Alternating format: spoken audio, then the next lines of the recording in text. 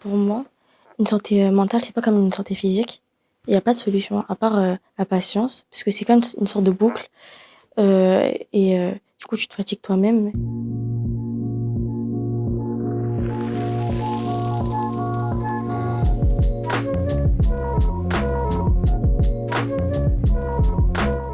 Bonjour, je m'appelle Mayara, j'ai 20 ans. Bienvenue au J-Talk. Le J-Talk est une émission qui donne la parole aux jeunes. Aujourd'hui, nous sommes à l'association Jérémy. Nous allons parler de la santé mentale, mais avant tout ça, nous allons commencer les présentations des invités. Bonjour, moi c'est Dylan, j'ai 19 ans. Passionné d'automobile. Bonjour, moi je m'appelle Fatih, j'ai 20 ans et je suis passionné par le montage vidéo. Bonjour, moi je m'appelle Moussa, j'ai 22 ans et je suis passionné par le foot et par le sport en général. Alors bonjour, moi je m'appelle Mohamed, j'ai 19 ans, je fais du football en club et je suis passionné de sport en général. Bonjour, moi je m'appelle Daphné, j'ai 21 ans et je suis passionnée de mode et de dessin. Bonjour, moi je m'appelle Jonathan, j'ai 18 ans et j'aime bien le basket, regarder le basket, etc. Bonjour, je m'appelle Zara, j'ai 18 ans. Ma passion, c'est la cuisine. Je m'appelle Lynn, j'ai 22 ans et j'aime voyager et manger. Bonjour, je m'appelle Adriana, j'ai 18 ans et je suis passionnée par le domaine de l'aviation. Bonjour, je m'appelle Eloane, j'ai 21 ans et j'aime beaucoup les jeux vidéo.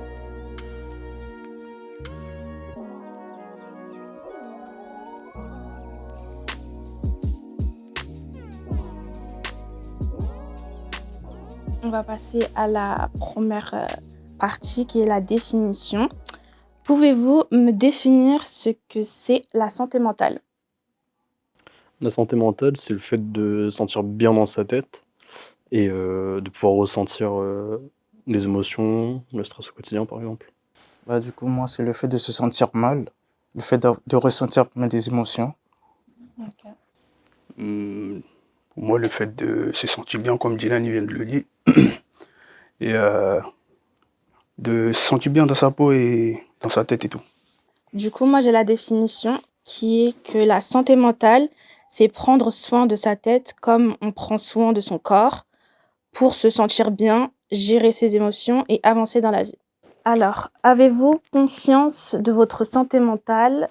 Y a-t-il une activité qui vous fait prendre conscience ? J'ai conscience de ma santé mentale parce que dans la vie, j'ai des hauts et des bas. Donc forcément, il y a des moments où je vais plus me sentir mal que d'autres. Et je vais ressentir beaucoup plus de stress, beaucoup plus de tristesse, de colère. Mais après, à contrario, il y a des moments où je vais passer des super moments. Par exemple, si je suis dans un parc d'attractions ou quand je suis en train de jouer, par exemple, ça me fait me sentir beaucoup mieux. Je me sens relâché, délesté d'un poids. Et voilà. Okay. Et du coup, l'adrénaline, pour toi, c'est ça qui te fait du bien ? Ouais. C'est à partir du moment où je suis dans un stress, mais un stress qui va me permettre d'être plus positif, disons, que je me sentirai un peu mieux. Ok. Et toi, Fachi ? Moi, j'en ai conscience parce que des fois, ça m'arrive même de me sentir mal.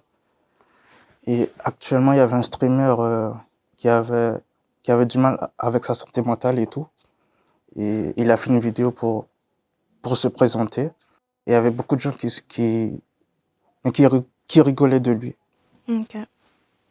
Et toi ? En gros, moi, pour prendre soin de ma santé mentale, en général, je fais du sport pour oublier un peu mes soucis. Et, soit je vais à la salle, soit je fais du footing. J'essaie d'oublier en général et tout. Si je prends tout sur moi, qui sait ce qui peut arriver, peut-être on va devoir savoir toute l'énergie que j'avais. En gros, toute l'énergie que j'ai, j'essaie de tout dépenser en faisant du sport et tout, pour prendre soin de moi et en santé mentale. Ok, du coup, pour toi, les activités physiques, ce qui te fait du bien dans la vie. Ouais. Est-ce que votre environnement vous aide à penser à votre santé mentale, comme l'éducation, la culture ? Nous aider à penser à la santé mentale, oui et non. Par exemple, quand j'étais au collège, j'avais une période de stress qui était beaucoup plus longue et beaucoup plus forte. Par exemple, après, quand je suis allé au lycée, c'est beaucoup plus calmé. Mais ouais, un environnement peut totalement changer sa manière de penser et sa manière de vivre. Et peut jouer un gros impact sur la santé mentale. Dans mon éducation, il n'y a pas vraiment entre guillemets, de facteur qui m'a fait penser à ma santé mentale ou quoi que ce soit. Malgré le fait que je suis parti voir un psy pendant 10 ans, ça m'a pas permis d'aller mieux. En fait, j'avais beaucoup plus de mal à parler limite en allant voir un psy plutôt que quand je suis en fait seul à régler mes problèmes par moi-même en jouant à des jeux vidéo ou en regardant des courses de Formule 1 par exemple. Moi, dans mon environnement, ça se passe plutôt bien, surtout mais grâce à mes parents. Parfois, ça leur arrive de me demander mais comment je me sens et tout. Et parfois, je me lâche et ça me fait du bien. Ok. Moi, mon environnement, elle me permet pas de parler de ma santé mentale, déjà, parce que le culture et tout, mes parents, ils en parlent pas. Et, moi aussi, j'aime pas me mettre tout nu devant les gens en mode sentimentalement, parler avec les gens et tout, de ce que je pense, de ce que je ressens. J'aime tout garder au fond de moi et dépenser en faisant du sport, en faisant ce que j'aime en gros. Mais t'as pas quelqu'un à qui parler de ça? Si, mon frère, je parle vite fait avec mon frère, mais pas trop. Je lui dis pas tout. Est-ce que pour toi, du coup, ton environnement t'aide à penser à la santé mentale, comme par exemple l'éducation, la culture? Moi, dans ma vie, oui. Surtout avec mes parents. Dans l'éducation, ils se sont toujours souciés de nous. Si on allait bien, si on n'allait pas bien. Je pouvais toujours parler à mes parents sans crainte. Ils allaient jamais me juger. Ils allaient toujours me conseiller, m'aider à avancer vers l'avant, plutôt que de me rabaisser ou de me juger par rapport à ce que je pense, par rapport à ce que je dis, etc. Sinon, dans l'environnement, j'ai toujours... au niveau des amis, c'était un petit peu compliqué. Je m'ouvrais à personne d'autre, à part mes parents. Je faisais pas confiance aux gens, parce qu'on m'a déjà trahi, mais sans plus. Mais à part ça, sinon, je pouvais parler de tous mes problèmes à mes parents sans crainte. Ils n'allaient pas me juger. Du coup, moi, ma santé mentale, on va dire que c'était plutôt bien, plutôt correct. Pour vous, il y a 70% des Français pensent que la santé mentale est un tabou. Pourquoi? Je pense que c'est une question d'ego, de ne pas vouloir montrer nos failles, ne pas vouloir montrer qu'on va mal. Et c'est une question de peur aussi, je pense. Parce que si on commence à parler à quelqu'un de nos problèmes et tout, on va vouloir en parler peut-être un peu plus tous les jours. Et si la personne finit par nous abandonner ou quoi que ce soit, bah, peut-être qu'elle va retourner ça contre nous, peut-être si elle nous apprécie plus ou pour X raison. Et voilà. Et c'est ton cas? Ouais. Ok. Qu'est-ce que tu en penses, Fatih? Bah, du coup, moi, je pense que c'est très tabou, surtout pour les hommes. Je pense qu'ils ont très peur d'être jugés. Et dans certaines cultures, je pense que ce n'est pas très bon pour l'homme, comme par exemple de pleurer et se confier, par exemple. Ok. Et toi, Mohamed? Bah, pour moi, je rejoins ce qu'il disait Dylan. Ok, je rejoins ce qu'il disait Dylan. C'est surtout aussi une question d'ego. Surtout sur le fait que on n'a pas envie de parler de notre santé mentale par peur d'être jugé, parce que ça nous voit comme, enfin nous les hommes en général, ça nous voit comme des hommes, enfin des gens avec une charge mentale assez conséquente quand même. On arrive plus à gérer la pression, gérer notre charge mentale, etc. Et que d'en parler aux gens peut nous rendre un peu plus fragiles, on va dire, dans le sens où on peut être jugé facilement. On peut être jugé par rapport à tout. Alors que toi, t'es faible, t'arrives pas à supporter, etc. T'en parles. Puis voilà, en vrai. Hein. C'est surtout que ça nous voit comme des hommes forts, on va dire. Que parler de sa charge mentale aux autres pourrait se retourner contre nous. De dire, ça peut être utilisé contre nous en cas de problème.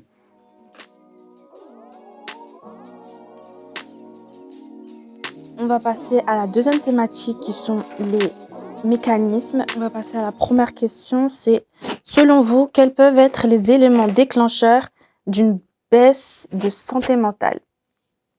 Il peut y avoir une rupture amicale ou amoureuse, un décès ou une dispute. Ok. Je la rejoins. Du coup, comme disait Zara, les éléments déclencheurs, moi je pense plutôt que ce soit l'accumulation de tous ces éléments négatifs, que ce soit les disputes, une rupture, etc. Et c'est ça qui peut être mené ça qui peut mener à la baisse d'une santé mentale. Quels sont les symptômes qui peuvent se subvenir à ce moment-là? Alors, durant ce moment-là, moi, personnellement, les symptômes, c'est que j'ai du mal à dormir la nuit. J'ai mal vraiment souvent à la tête. J'aime bien rester beaucoup seule. Et ouais, il n'y a que ça en vrai. D'accord. Toi, Jonathan? Moi je pense que, comme elle a dit, hein, moi je pense que c'est surtout un isolement de la personne, c'est-à-dire de vouloir rester soi-même et d'être qu'avec soi-même et ne pas vouloir avoir de lien avec les autres, de ne pas avoir de contact en tout cas. Du coup, tu rejoins ce que dit Daphné? Ouais, ça appelle beaucoup de fatigue, comme elle a dit. Ok. Et c'est ton cas? Non, personnellement, c'est pas mon cas. Toi, c'est quoi? Je dis la solitude de s'isoler, de ne pas avoir beaucoup de contact avec ses proches. Et, voilà. Moi, je me braque. Je préfère pas en parler aux autres. Je suis triste. Je peux être agressive. Et sur la défensive, en tout cas. Ok. Donc, mauvaise gestion de ses sentiments, on va dire, des émotions. Du coup, est-il possible de contrôler ces symptômes ou pas du tout? Moi, je trouve qu'on ne peut pas les contrôler parce que c'est naturellement. La fatigue, tu ne peux pas le contrôler. Si tu es fatigué, mais si tu n'arrives pas à dormir, tu n'arrives pas à dormir. Tu vois. Et du coup, si tu arrives à dormir grâce aux médicaments, ça, c'est pas fait naturellement. Et je trouve qu'on ne peut pas les contrôler en tout cas. Ok. Tu rejoins ce qu'elle dit? Non, moi je suis pas d'accord avec Daphné. Parce que moi, personnellement, je trouve que faut se forcer en fait. Pour moi, je trouve que c'est important pour se rétablir. Donc le fait qu'elle soit fatiguée et du coup elle n'arrive pas à dormir derrière, bah moi personnellement, essayé de trouver une solution par exemple de se fatiguer encore plus pour pouvoir ensuite dormir. Du coup, moi je pense que c'est un minimum contrôlable en fait. Quoi par exemple? C'est-à-dire trouver quelque chose. quelque chose qui te fatigue, quelque chose qui va te permettre de mieux dormir. Pas forcément des médicaments, mais que ce soit une activité ou parler, genre si. Moi, je suis d'accord avec Daphné. Et je trouve que même si tu fais une activité, quand tu rentres chez toi, tu réfléchis trop. Ça veut dire que tu peux pas t'endormir directement. Parce que tout revient, même si tu fais une activité, etc. Quand tu rentres chez toi, toutes les pensées reviennent et tu as du mal à t'endormir, ça change rien, quoi. Qu'est-ce qui fait que c'est si dur d'en sortir? Pour moi, une santé mentale, c'est pas comme une santé physique. Il n'y a pas de solution, à part la patience, puisque c'est comme une sorte de boucle.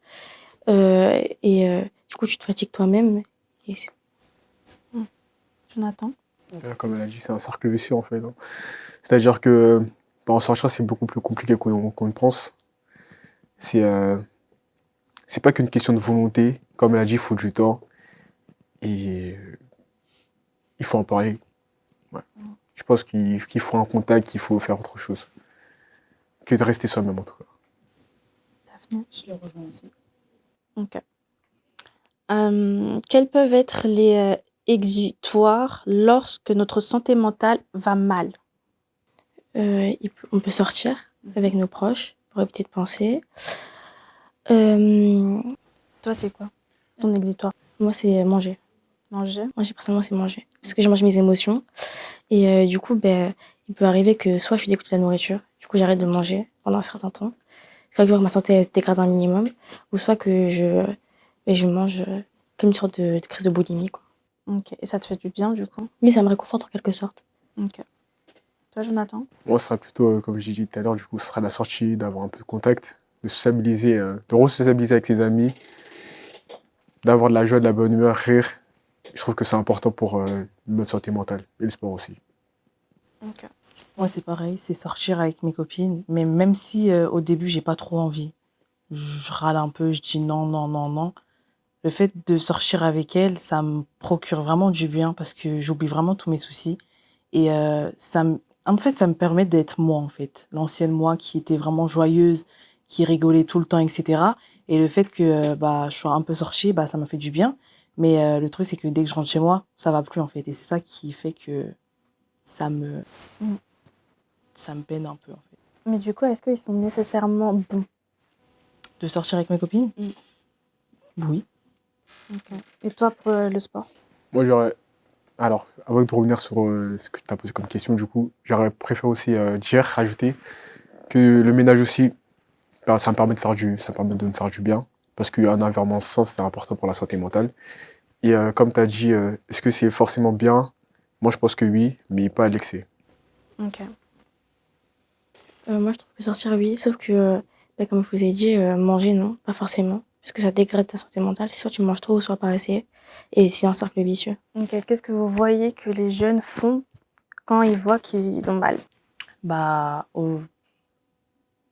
À notre âge actuel, genre, les jeunes, ils préfèrent aller en boîte, boire, fumer, etc. pour oublier leurs soucis. C'est pas, je dis que c'est pas bien. Si, c'est pas bien. Mais c'est juste que ça leur permet vraiment d'oublier ce qui se passe chez eux ou ce qu'ils ont vécu. Et c'est vraiment un échappatoire pour eux. Parce que j'en connais, j'ai des amis qui sont comme ça. Je leur dis que c'est pas bien, mais c'est juste que pour eux, ça leur fait du bien. Ok. Et tu crois que pour toi, c'est bien de les juger ou pas du tout? Moi, je les juge pas parce que, en vrai de vrai, si j'avais été une personne qui n'était pas vraiment dans la religion, je l'aurais fait. Je l'aurais fait, mais vu que je suis dans la religion, je me dis que je pourrais pas faire ce genre de choses parce que je pourrais pas me le pardonner à moi-même, de un. Et de deux, voilà, c'est tout. Ok. Moi, j'aurais vraiment rajouté que, comme elle a dit, c'est peut-être un exutoire, mais en fait, ça va aussi amener à l'addiction. Et du coup, c'est vraiment néfaste pour la santé. Je les rejoins, mais comme addiction, il y a aussi la drogue, fumer, boire, excusez-moi, qui sont néfastes pour nous. Ou même les jeux d'argent aussi. Ouais, c'est vrai. Comment les autres peuvent réagir quand on traverse cette période? Moi, perso, on parle en tant qu'ami ou vraiment en général? En général.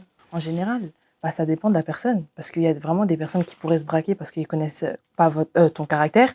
Des personnes qui pourraient être un peu plus dans le soutien, même s'ils ne savent pas vraiment l'histoire de ce que tu as vécu. Ou des personnes qui vont juste rester, juste pour dire que je suis là si tu as besoin ou quoi. Ok.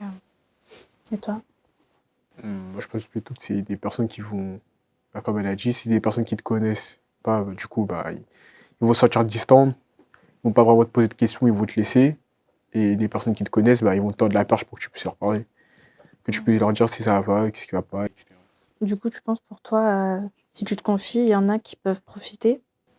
Oui, non, profiter dans quel sens? Profiter de ta naïveté, de ta santé mentale, quoi. En gros, si tu dis à quelqu'un que tu te sens pas bien, tu peux en profiter. Oui, C'est l'avantage, quoi. oui, totalement. C'est pour ça qu'il faut un bon entourage. On va passer à la dernière thématique qui est les conseils. Comment avez-vous réussi à sortir d'une mauvaise situation mentale? Moi, c'est la foi qui m'a beaucoup aidée. Ça m'a sauvée parce que moi, à la base, ma famille, elle n'est pas du tout dans la religion. Moi, ça a été un engagement personnel. Et en fait, la foi, ça m'a donné beaucoup de sens dans des moments de vide, quand j'étais dans la déprime. Et ça m'a donné une force intérieure que je ne trouvais pas ailleurs. Et aussi le fait d'avoir une communauté. Parce que quand on va à l'église, par exemple, il y a une communauté. Et donc ça a été un grand pilier pour moi. Ça m'a beaucoup aidée. Et le fait d'être dans la prière, de lire des textes inspirants et d'être avec une communauté, ça m'a beaucoup apaisée. Et du coup, oui, je pense que c'est important pour les gens de chercher quelque chose qui nous apaise vraiment. Et donc, le fait de faire ça sur le long terme, ça peut vraiment nous aider mentalement. Alors moi, personnellement, j'ai eu un gros déclic. Après, il y a aussi la religion qui m'a aidée. Après, c'est vrai que certains jours, je peux avoir une petite rechute, mais c'est vraiment minime par rapport à avant et c'est facile à gérer. Donc, voilà. Moi, pour ma part, ça va pas être de par des exutoires ou autres, mais c'est plus dans ma réussite personnelle. Plus je me rapproche de mes projets, de mes objectifs de vie, plus je me sens mieux. C'est ça qui fait que ça stabilise ma santé mentale. Et on va dire, le fait de sortir avec mes amis et tout, ça c'est plus juste un plaisir personnel, mais pas un échappatoire. Connaissez-vous la différence entre psychiatre et psychologue? Les psychiatres, ils peuvent nous donner des ordonnances, nous prescrire des médicaments spéciaux, ils peuvent nous diagnostiquer. Et le psychologue, c'est plus pour parler de ses problèmes, parler de choses, qu'elles soient positives ou négatives. C'est toujours bien d'aller en parler, même si on va mal, même si on va bien, d'aller en voir un. Oui, en fait, elle a raison. En fait, un psychiatre, lui, c'est un médecin spécialisé. Il va d'abord te faire un diagnostic et ensuite, il va te prescrire des médicaments. Tandis qu'un psychologue, lui, il a un diplôme en psychologie et lui, il va juste te proposer une thérapie par la parole. Et donc, il va juste te faire une psychanalyse. Tu peux aussi faire des exercices avec les psychologues, des exercices spéciaux. Oui, je pense pareil. Un psychologue, ça va être pour se confier. Et un psychiatre, c'est plus spécifique quand on a déjà, on va dire, un problème signalé et qu'on veut consulter pour se soigner. Est-ce que c'est facile d'aller consulter? Non, je pense que c'est pas facile parce qu'il y a plusieurs facteurs. Déjà, le coût. Aller voir un spécialiste de la santé, ça, c'est vraiment pas donné. La séance, elle peut coûter entre 60 et 80 €. Mais aussi, il y a la peur du jugement, le fait de se confier à un inconnu. Si tu es quelqu'un d'introverti, c'est peut-être pas l'idéal. C'est dur de faire confiance à un inconnu la première fois. C'est pour ça que c'est important de faire un suivi, de faire plusieurs séances avec la personne. Pour ma part, c'est un peu différent. Je préférerais me confier auprès d'un psychologue que à quelqu'un, parce que je pense que si je me confie à un ami ou à un proche de la famille, enfin peu importe, je vais peut-être sauter des étapes dont j'aurais peut-être honte. Enfin après c'est pour ma part parce que j'aime pas trop être vulnérable. Donc c'est jamais arrivé encore, mais si je devais, je préférais me confier auprès d'un psychologue parce que je sais qu'il aura pas de jugement. Adriana t'a dit que c'était compliqué parce que ils peuvent nous juger et tout, mais ils ont un diplôme, c'est fait exprès justement parce qu'ils nous connaissent pas. Enfin, c'est fait exprès qu'on aille les voir parce qu'ils nous connaissent pas. Du coup, ils ont aucun jugement à faire, ils sont neutres, ils voient de toutes choses tous les jours.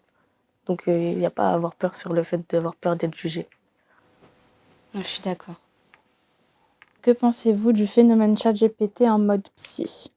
Je pense que ça peut être bien pour certaines personnes, mais ça reste un outil et pas un être humain, c'est une intelligence artificielle. Donc, il n'a pas d'émotion en fait. Il va te conseiller, mais il va pas te conseiller comme un être humain. Donc, je pense que c'est clair que c'est moins bien qu'un psychologue. ChatGPT, de nos jours, il a ses avantages et ses inconvénients. C'est-à-dire qu'il est multifonctionnel. Il peut faire tout ce que tu lui demandes. En fait, l'avantage, c'est que c'est très accessible. Tu prends ton téléphone, tu lui confies tout et il va te faire une analyse. Donc voilà, c'est très accessible. Mais l'inconvénient, c'est que effectivement, ChatGPT, comparé à un professionnel de la santé, il va jamais te donner un diagnostic. Il n'a pas d'empathie humaine et en plus, il risque de te donner des conseils inadaptés. Que peut-on améliorer dans notre hygiène de vie qui joue sur notre santé mentale? Je pense tout d'abord vivre dans un environnement sain et propre. Parce que un des symptômes de la dépression, ça va être de se laisser aller, comme l'hygiène corporelle, comme l'hygiène de notre environnement. Donc je pense pour avoir les idées claires, c'est important d'être dans un environnement propre. Je pense que le plus important, c'est le sommeil. Le sommeil, c'est le maximum. Il faut prioriser un sommeil régulier. Après, l'alimentation, ça joue beaucoup. Parce que si tu as une alimentation équilibrée, ça équilibre ton corps et ton cerveau. Et aussi l'activité physique. Même si t'es pas un grand sportif, rien que marcher 30 minutes par jour ou même faire des étirements, ça peut faire du bien. Mais aussi les relations sociales. Si t'es pas entouré de personnes bienveillantes, ça va impacter sur ta santé mentale. Et je dirais aussi diminuer son temps d'écran, surtout sur les réseaux sociaux qui peuvent être très anxiogènes. Hygiène de vie. Et Moi, je pense qu'il est important de ne pas rester enfermé. Il faut pas se renfermer sur soi-même. Il faut sortir, voir des gens, même si c'est pour voir personne. Juste aller faire un petit tour. Juste ne pas rester enfermé toute la journée. L'alimentation est aussi très importante.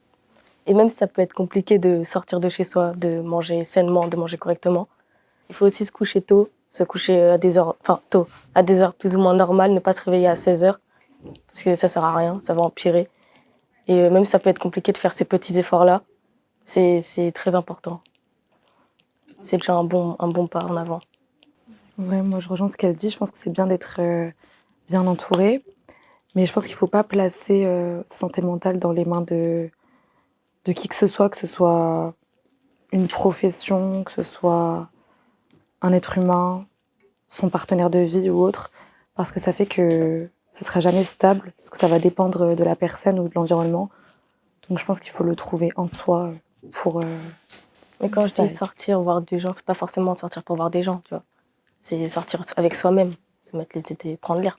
Et aussi, quand tu es vraiment dans la déprime, quand tu n'as vraiment plus envie de rien faire, je pense que le minimum, ça serait de reprendre petit à petit des activités progressivement, sans pression.